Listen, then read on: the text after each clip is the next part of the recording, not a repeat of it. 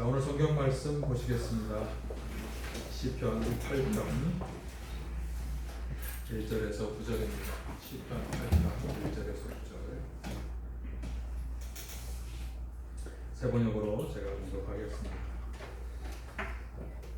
주 우리 하나님, 주님의 이름이 온 땅에서 어찌 그리 위엄이 넘치는지요. 저 하늘 높이까지 주님의 위엄 가득합니다.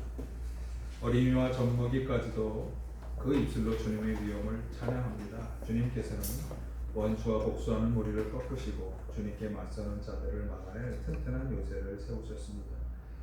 주님께서 손수 만드신 저 큰 하늘과 주님께서 친히 달아놓으신 저 달과 별들을 내가 봅니다. 사람이 무엇이기에 주님께서 이렇게까지 생각하여 주시며 사람의 아들이 무엇이기에 주님께서 이렇게까지 돌보아 주십니까? 주님께서는 그를 하나님보다 조금 못하게 하시고 그에게 존귀하고 영화로운 왕관을 씌워 주셨습니다. 주님께서 손수 지으신 만물을 다스리게 하시고 그 모든 것을 그의 발 아래에 두셨습니다. 크고 작은 온갖 집짐승과 들짐승까지도 하늘을 나는 새들과 바다에 놀고 있는 물고기와 물길 따라 움직이는 모든 것을 사람이 다스리게 하셨습니다. 주 우리의 하나님, 주님의 이름이 온 땅에 어찌 그리 위엄이 넘치는지요. 아멘. 할렐루야. 주님의 은혜와 평강이 오늘도 함께 하시길 간절히 바랍니다. 우리 앞뒤 좌우 옆에 앉으신 분들 반갑게 한번 인사 나눠주실까요? 주님의 은혜와 평강이 사랑이 함께 하시길 간절히 바랍니다. 네. 벌써 여름이 되었습니다. 우리가 코로나19와 씨름하고 줄다리 하기는 동안 봄철이 그냥 훌쩍 지나가 버렸고요. 이제 만물이 초록색 옷을 입고 약동하는 계절이라고 그러죠. 여름이. 그래서 약동하는 계절을 맛보려면 우리가 들로 산으로 참 나가야 하는데 나가고 싶습니다. 그렇죠? 좀 나가보고 싶습니다. 네, 활짝 피어나는 초록색 옷을 같이 좀 입어보고 싶고 또 나무와 들과 바다와 함께 호흡을 하고 싶습니다.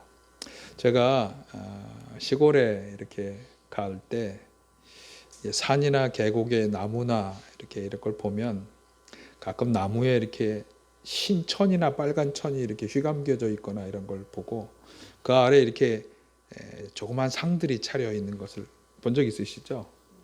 그러니까 그 나무 아래서 절하고 소원을 비는 거예요. 또 이렇게 계곡에 보면 돌들이 이렇게 쌓아져 이렇게 탑처럼 쌓아져 있고 그래서 또 돌들 앞에 돌 쌓아놓고 이렇게 비는 사람들의 모습을 보신 적이 있을 겁니다. 그러니까 사람들이 그 돌이나 나무에 신이 있다고 믿는 거죠. 또 어떤 사람들은 해와 달에게 신이 있다고 믿고 그것을 숭배하고 경배하는 사람들도 있습니다. 이렇게 만물들 속에 세계 전체에 신이 내어져 되어 있다라고 믿는 것이 바로 범신론이라고 하는 철학적 용어로 말하면 범신론이다 이렇게 이야기하는데요. 이 범신론자들 중에 대표적인 분이 여러분이 잘 아는 사과 한 그루에 사과 나무를 심겠다고 스피노자, 그다음에 시인 괴테, 또 철학자 헤겔, 변증법 철학자 헤겔, 또 우리나라 동학 사상을 주창했던 최재우 이런 분들이 다 이 범신론자의 부류에 들어가는 분들입니다. 그러니까 이 범신론에 의하면 신은 어디에나 존재하는 거예요. 그러니까 돌을 쌓아놓고 거기 돌에 신이 있다고 믿는 거죠. 나무에 아주 큰 고목나무에 또 신령한 신이 있다고 믿는 거예요. 그래서 어떻게 보면 이분들은 세상의 모든 만물이 신이 내재되어 있으니까 좀 그 범위를 세상이 신이다라고 이렇게 믿기도 하고요. 그런 점에서 이 최재우 선생의 동학 사상은 그런 점에서 어떻게 생각하는가 하면 세상의 한 구성 요소인 사람도 신이다. 그래서 사람도 신을 존중하는 것처럼 존중해야 한다. 그래서 인본주의 사상이 바로 거기서 출발하는 것이 동학 사상의 인본주의는 오늘날도 사람들이 굉장히 높게 쳐주는 인본주의 사상이 이죠. 그래서 많은 철학자, 예술가들이 혹은 뭐 종교가들도 이런 범신론적 사상을 가지고 있고요. 일반 세상의 많은 사람들이 이 범신론적인 생각을 가지고 있습니다. 제가 볼 때 가끔 기독교인이면서도 이런 생각을 하는 분들이 있는 것 같아요. 그러나 기독교에서 말씀하는 신, 즉 하나님은 이 범신론의 신은 아니죠. 물론 모든 만물 자연 속에서 우리는 하나님을 발견할 수 있다고 고백하죠. 이 세계 전체 속에서 우리는 하나님의 역사를 느끼고 경험할 수 있습니다. 하나님은 어디에나 계시다고, 그리고 하나님은 우리 인간을 너무나 귀하고 사랑하게 여기신다고 그렇게 우리가 고백하죠. 자, 그렇다면 범신론의 신과 우리 기독교의 하나님은 무엇이 다를까? 자연 만물들 속에서 우리는 하나님을 발견할 수 있습니다. 그러나 그 자연 만물들이 곧 돌이나 나무나 해와 달이 하나님이신 것은 아니에요. 그 차이는 분명합니다. 단지 하나님께서는 그들을 통해서, 그 자연 만물을 통해서 말씀하기도 하고 역사하시는 거죠.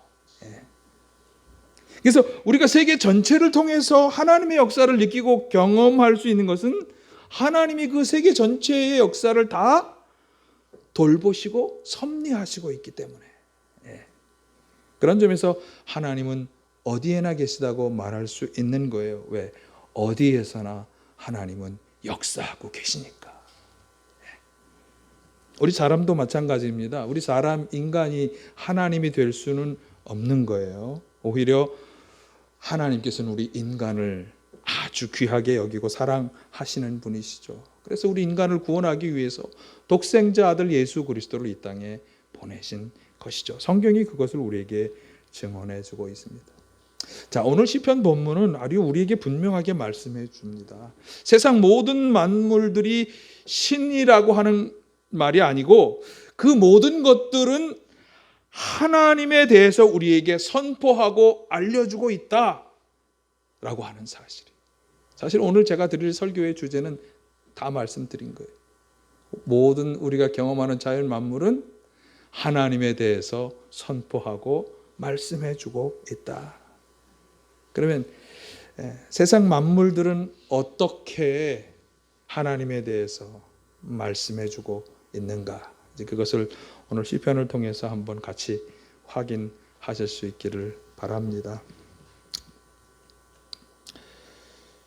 제가 좀 산에도 가고 싶고 바다에도 가고 싶고 그런 마음을 가져서가 아니라 렉저놀이에 이번 주 6월 첫 주에 이 시편 8편이 있어서 그런 생각을 제가 해보게 되었습니다. 자, 1절이 어떻게 보면 시편 전체의 주제절이라고 할 수 있겠는데 1절하고 9절에서 같은 말씀을 우리에게 말해줍니다.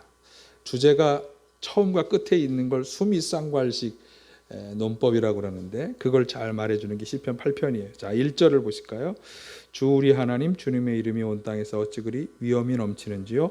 저 하늘 높이까지 주님의 위엄 가득합니다. 이 땅 모든 만물들을 통해서 창조주이신 하나님의 영광과 위엄이 드러난다고 하는 건데 개역개정 성경은 이 어찌 그리 위엄이 넘치는지를 어찌 그리 아름다운지요 라고 이렇게 번역했죠. 아까 박정호 씨의 찬양에서도 그렇게 나와 있습니다. 9절을 한번 보실까요? 9절에서 다시 되풀이되는 9절. 주 우리 하나님 주님의 이름이 온 땅에 어찌 그리 위엄이 넘치는지요. 자, 개역개정 성경으로 여호와 우리 주여 주의 이름이 온 땅에 어찌 그리 아름다운지요. 여러분, 이 9절이 여러분의 고백이시기도 한지 모르겠어요. 자연 만물을 보실 때 한참 피어나는 꽃들, 그리고 그 꽃들이 무리지어 있는 것을 보실 때 어떤 마음을 느끼십니까? 아, 하나님이 이렇게 아름다운 자연을 창조하셨구나. 그런 감탄과 그런 어떤 감사가 우러나오십니까? 시편 기자는 지금 그걸 얘기하고 자연의 모습을 보니까 이 세상 만물들이 돌아가는 모든 섭리와 법칙들을 보니까 야, 하나님이 얼마나 위대하시고 또 위엄이 있으신 분인지 아름다운 분이신지를 드러내 준다라고 하는 거예요. 여러분 혹시 이제 기회가 있어서 산과 들과 바다에 가실 때 이 시편 8편의 말씀을 한번 잘 음미하시면서 주님, 내가 바라보는 이 모든 것이 하나님의 위엄을, 하나님의 아름다움을 노래하고 있습니다. 이렇게 고백하실 수 있기를 간절히 바라고요. 하나님께서 얼마나 영광되고 위엄이 있으신 분인지 하는 것을 오늘 시편 8편은 세 가지로 나누어서 표현하고 있어요. 그걸 소개해 드리려고 그래요. 하나님께서 얼마나 자연 만물을 통해서 당신의 아름다운 모습, 영광된 모습, 위엄이 있으신 모습을 드러내고 있는지 세 가지 모습을 통해서 이제 우리가 함께 살펴보도록 하겠습니다. 먼저는 2절입니다. 2절 어린아이와 젖먹이까지도 그 입술로 주님의 위엄을 찬양합니다. 주님께서는 원수와 복수하는 무리를 꺾으시고 주님께 맞서는 자들을 막아낼 튼튼한 요새를 세우셨습니다. 그런데 이 2절을 개역 개정 성경으로 보면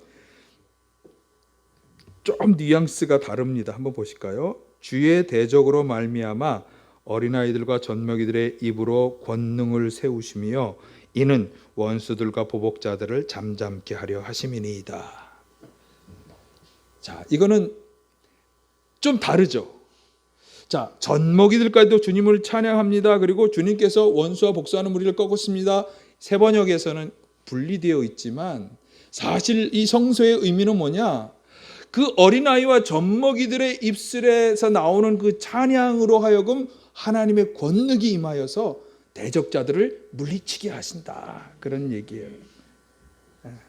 그러면 우리가 부르는 찬양이 참 중요하군요. 중요합니다. 우리의 찬양을 통해 하나님의 능력의 역사가 나타나는 것입니다. 좀 다른 얘기긴 합니다만 제가 어릴 때 저희 돌아가신 김봉출 목사님이 강력한 귀신을 내쫓던 일들을, 시골에서는 그런 일이 많잖아요. 귀신 들린 분들이 꽤 많고. 그래서 그 일을 하셨는데 그분이 가셔서 하는 가장 많은 사역의 일이 뭐냐면 귀신 들린 사람을 가운데 놓고 성도들이 함께 기도하고 찬양하는 거예요. 하나님 그 찬양 중에 임하셔서 귀신이 물러가게 하는 역사가 나타나더라고요.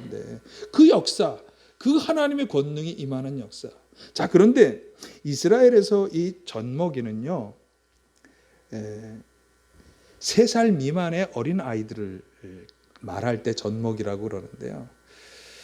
사실 이것이 이 시편 기자의 시적 내용이라고 본다면 말 그대로 젖먹이의 찬양이라고도 이해할 수 있지만 또한 성경에서 젖먹이는 주로 누구를 의미하는가 하면 자기를 스스로 보호할 수 없고 스스로는 어떤 일도 해내기 어려운 아주 연약하고 무력한 하나님의 백성을 가리킬 때 젖먹이라고 하는 말을 많이 쓴단 말이죠. 그러니까 좀 시편 기자가 볼 때 하나님이 당신의 영광과 능력을 누굴 통해 드러내시느냐? 연약한 자들, 보잘것없는 자들을 통해서 그들에게 능력을 주셔서 놀라운 승리의 역사를 행하시는 것을 통해 하나님의 능력과 그분의 위엄과 영광을 볼 수 있다는 거예요. 고린도서에서 바울 사도가 이렇게 말씀했어요. 27절에서 29절을 보시면 하나님이 지혜 있는 자들, 강한 자들, 부유한 자들을 꺾으시기 위해서 누구를 택하시는가 하면 세상의 어리석은 것들, 좀 본문 보고 계시죠? 약한 사람들, 가난한 사람들을 택하셔서 잘나고 부유하고 강하다고 하는 사람들을 다 부끄럽게 하시고 아무것도 아니게 하신다는 거예요. 그렇게 어리석고 약하고 비천하여 멸시받는 자들을 통해 하나님이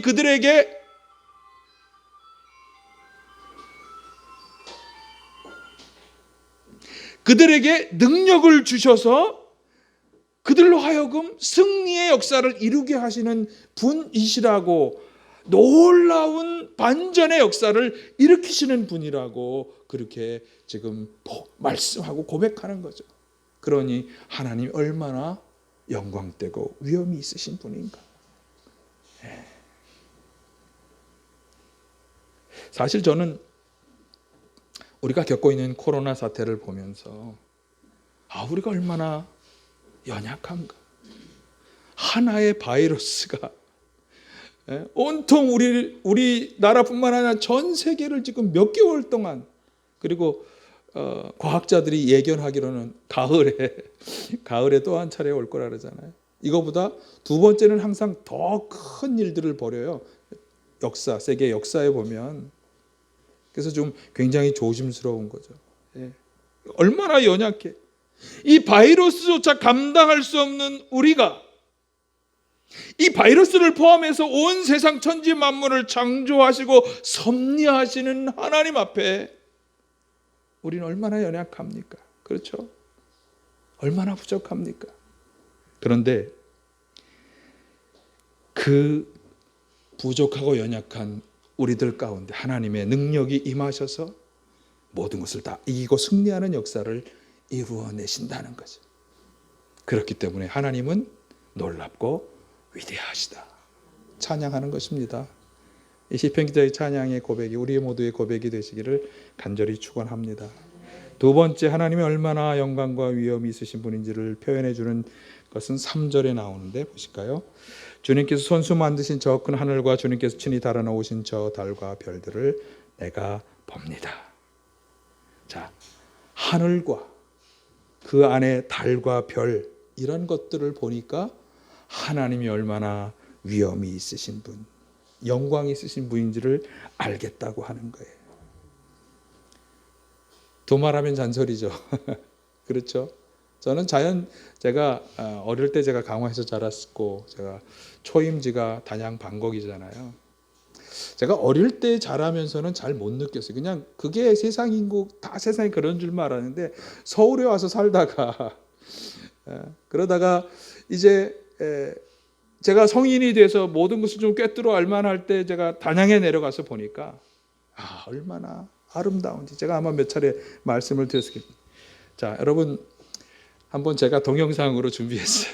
자연의 사계절의 모습이 얼마나 아름다운지 한번 같이 보시겠습니다.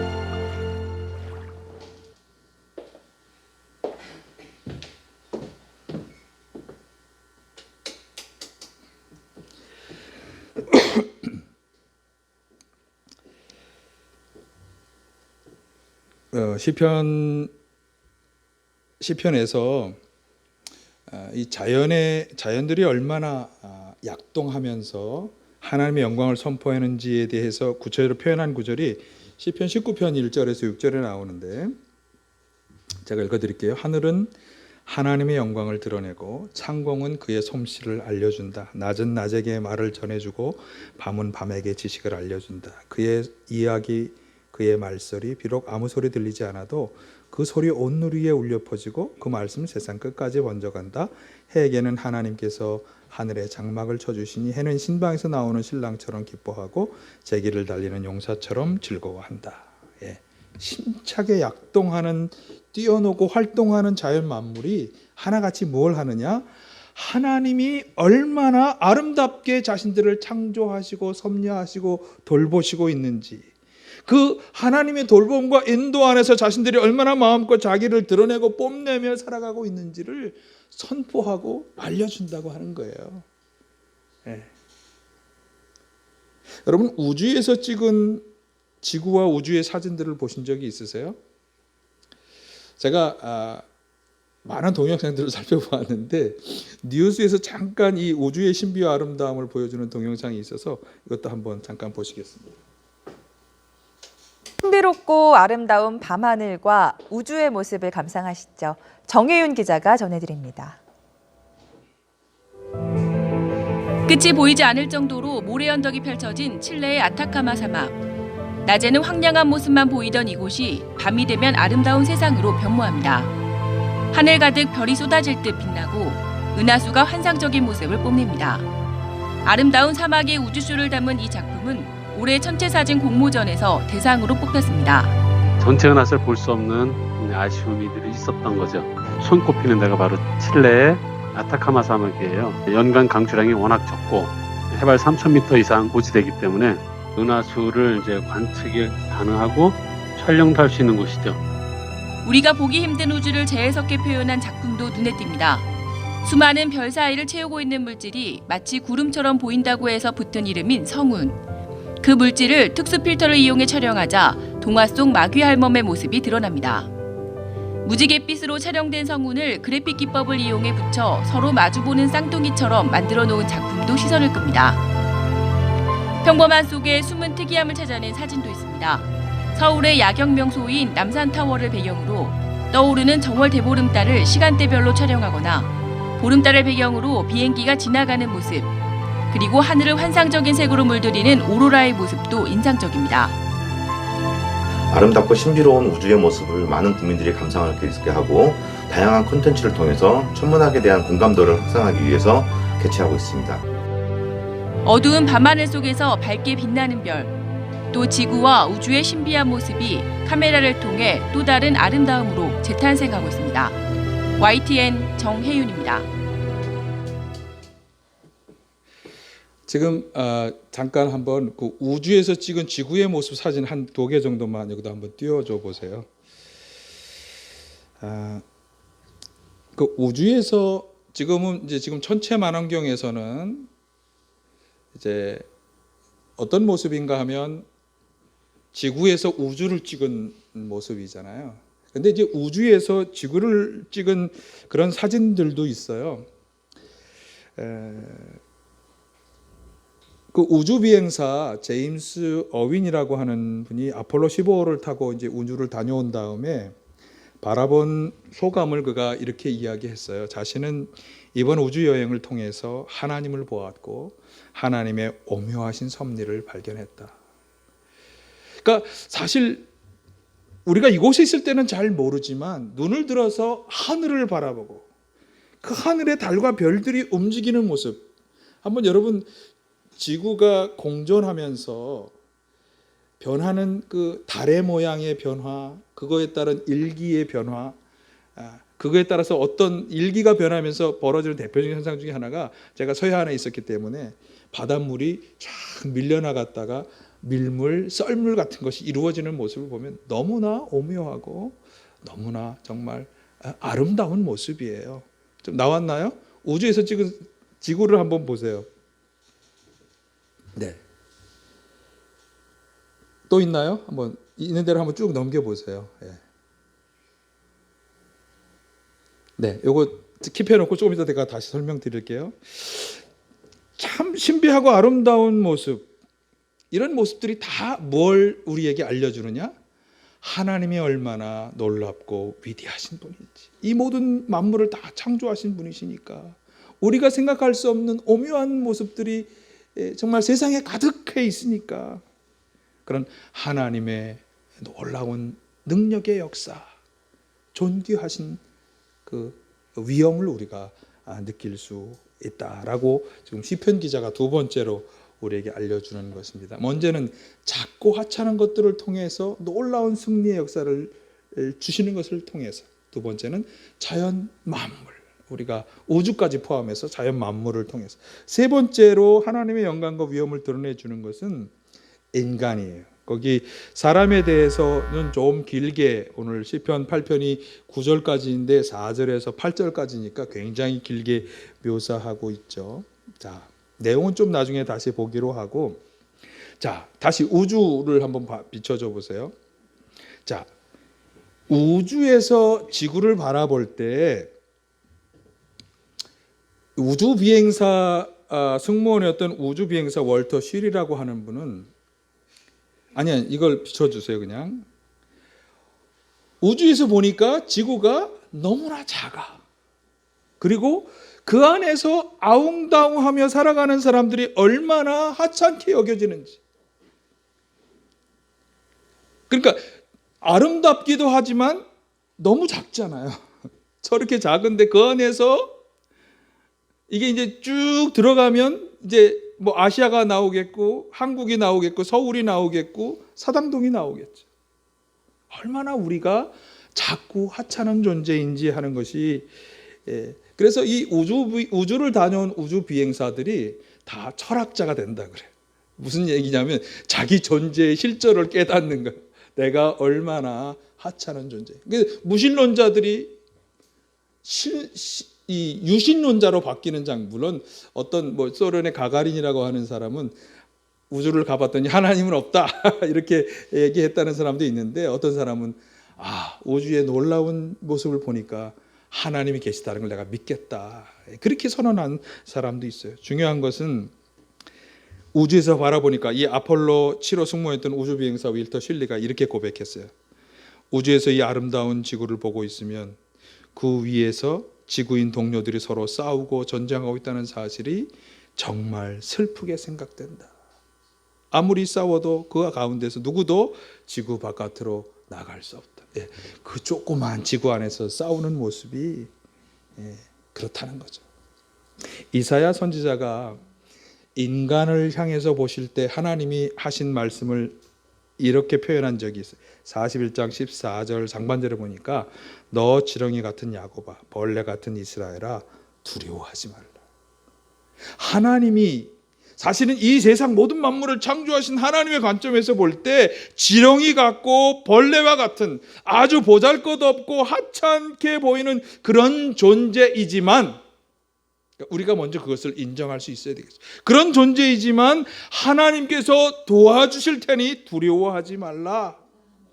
그러면서 자 14절 이하에 보시면, 14에서 16절까지 보시면 하나님이 도와주셔서 어떻게 할 거냐, 날카로운 새 타작기와 같이 만들어 주시고, 그래서 산과 언덕을 쳐서 부스러기나 겨나 가루로 만들어 날려가게 하고 흩어지게 할 수 있게 하신다. 처음에는 어떤 존재예요?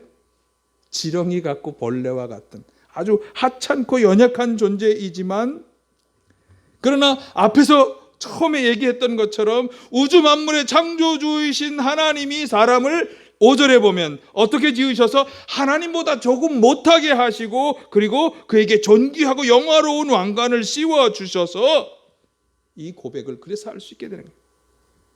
그래서 하나님의 능력을 힘입어 놀라운 일들을 행할 수 있을 뿐만 아니라 6절에서 8절에 보니까 하나님이 손수 지으신 만물을 다 다스릴 수 있는 권능을 주셨다. 모든 것을 다 그 발 아래 두시고 여기 온갖 짐승들, 들짐승, 바다물고기 같이 모든 것을 다 인간으로 하여금 다스리게 하셨다.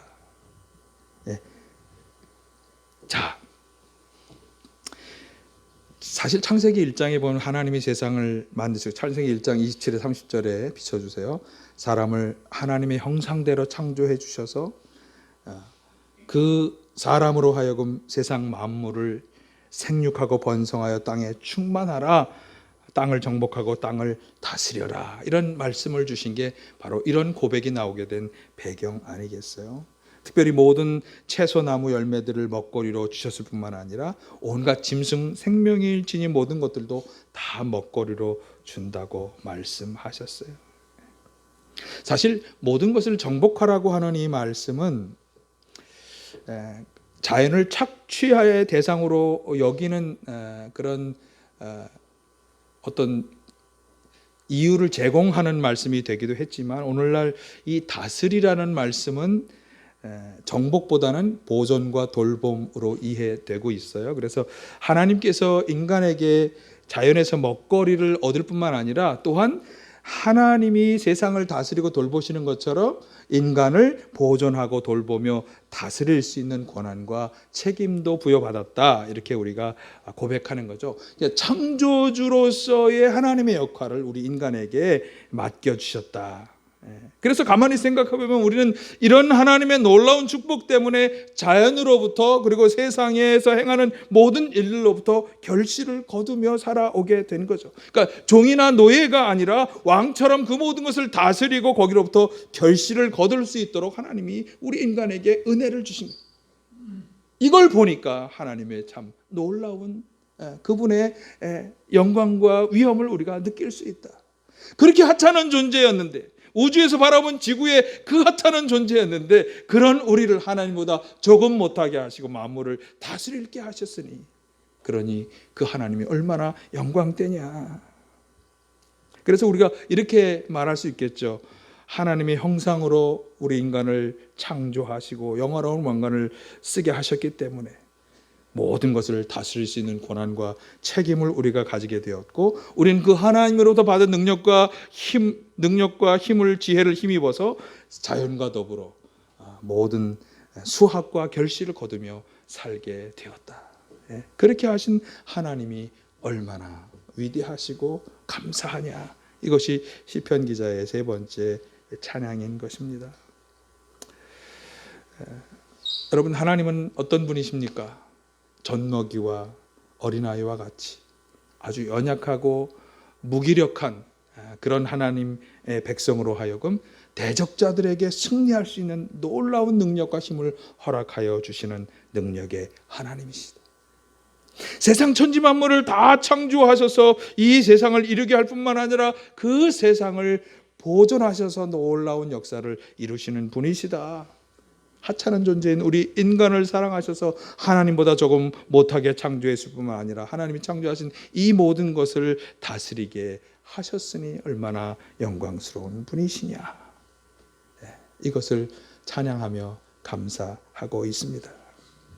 여러분, 자연세계와 우리를 둘러싼 모든 만물들이 하나님의 영광과 위엄을 선포하고 알려주고 있는 줄 믿습니다.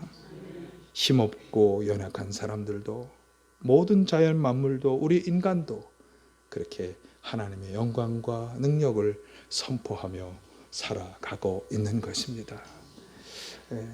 이제 어차피 우리가 나가야 합니다. 산으로 가야 하고 바다로 가야 하고, 자연 만물을 볼 때 이런 하나님의 위엄과 능력을 깨달으실 수 있길 바라고요. 이것을 또 전하고 알리는, 자연 만물뿐만 아니라 우리도 전하고 알리는, 그리고 감사할 수 있는 우리 모두가 다 되시기를 간절히 바랍니다. 연약하고 부족한 저희